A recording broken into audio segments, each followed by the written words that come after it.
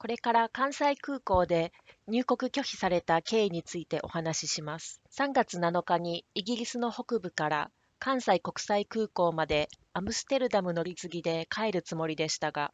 出国の4日前ぐらいに急遽 KLM の便がキャンセルされてしまいました。変更された後の便はイギリスのニューキャッスルからアムステルダムに行き、そこで深夜12時間乗り継ぎ待ち、それからアムステルダムからパリまで1時間40分ぐらいのフライトでした。そこでさらにパリで4時間待ちしました。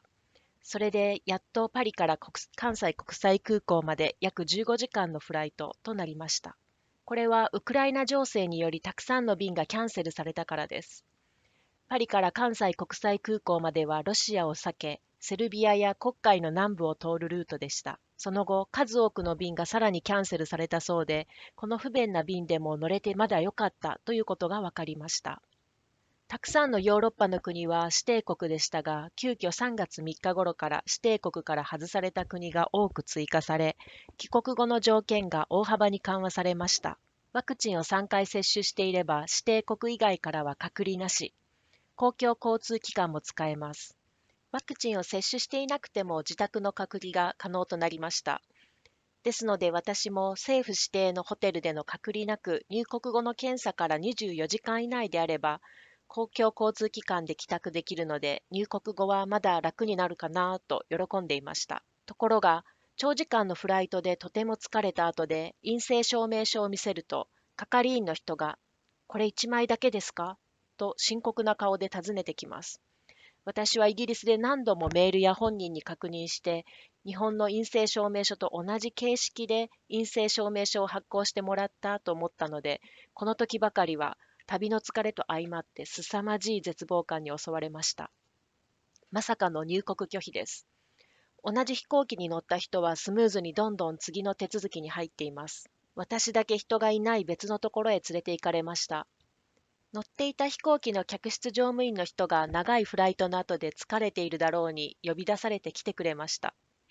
彼女がとても親身にいろいろ助けてくれました。入国拒否された場合、選択肢はこのまま正式な陰性証明書が再発行されなかったら、イギリスにとんぼ返りするか、もしくは自腹で大阪市内のホテルを念のため長めに5泊ぐらい取って、3日目に PCR テストを受けに行くかの2択だそうです。さすがにあらゆることを考えるとイギリスにそのまま帰るのは無理なので、大阪市内のホテルを探し始めました。それと同時にダメ元でイギリスのクリニックに陰性証明書の不備を直して再発行してくれないかとメールで交渉しました。だいたいイギリスはメールを出しても返事がとても遅くなるか来ないかということが多いので、ほとんど期待していませんでした。スマホの充電も関西国際空港の多くの場所では USB だけで使えるところがなく、電池が切れそうになっているのでとても焦ってしまいましたが、なんとかホテルの予約をしなければいけません。本当にこのままどうなるのだろうと不安でいっぱいでした。乗客がこのように入国拒否された場合は、その乗っていたフライトの会社にも半分責任があるということで、客室乗務員の人はとても親身になって、いろいろな具体的なアドバイスをくれました。このまま正式な陰性証明書が発行されなければ、大阪市内の予約したホテルまで公共交通機関で行き、それから3日目に予約しておいた近くの PCR 検査ができるところまで徒歩で行きます。この時は公共交通機関を使ってはいけないそうです。それの結果が出次第、検閲所に書類を提出し、許可されればそのまま公共交通機関を使って自宅で隔離を続けるという段取りだそうです。いろいろなホテルなどを探しながら絶望感にあふれていて、念のためメールをチェックすると、なんと今まで返事がとても遅かったクリニックがすぐに陰性証明書を発行してくれていました。そうなると話はとても早く、係員の人にそれを見せたら即入国 OK となりました。その後、スイスイと手続きができて、無事入国することができました。本当に期待していなかったので、その時はもう長旅の疲れが吹っ飛ぶぐらい嬉しかったです。万全にしているつもりでも、イギリスなどのヨーロッパのクリニックではたまにこういうことがあると言っていました。